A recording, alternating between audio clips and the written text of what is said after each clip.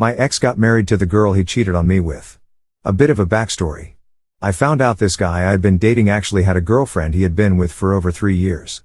I found out because she began watching my IG stories, and when I clicked on her profile, there was a bunch of pictures of them together. His IG had 0 pictures of her, not even posted in stories. Obviously, I confronted him about this immediately, and he told me that it wasn't that serious and his feelings for her weren't that deep, and that he basically was waiting for me to be ready to date him seriously. I should add here that I had recently just lost both of my grandparents within a few days of each other and was not in a good mental headspace or willing to lose anyone else important in my life. At a different moment in time, I would have been gone the second I found out. After a few months of back and forth, I cut things off and told him that he needs to figure out this relationship and end things with her before anything started with us. He goes radio silent, and I figure okay, I got my answer. But it continues to eat at me that this girl doesn't know that her boyfriend has basically had an affair. I contemplate sending her a DM, but I figure I might just be heated and still upset over how everything went down. 3 months later, I'm in a better headspace and my guilt of this entire situation is weighing on me. If I was in her position, I would want to know. So I DM her on IG, cut to me and her having a 2-hour phone conversation where she proceeds to tell me that 4 other women have come forward in the last few months texting her about their relationships with this man. Some were purely sexual and others were more emotional affairs. Apparently they had moved in with each other after her friend found his profile on Bumble but told her that he was just trying to make friends but went about it the wrong way.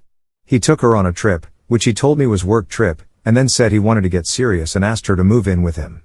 After me and her get off the phone, she texts me asking me for the receipts, and I send her about 50 screenshots of our conversation over the last few months. She responds back with a really heartfelt text and thanking me for saving her from a lifetime of this. I'm assuming that she is breaking up with him and moving on. We follow each other on IG, and a few days later I notice that her DMs are missing from my inbox and figured out that I've been blocked by her. LOL.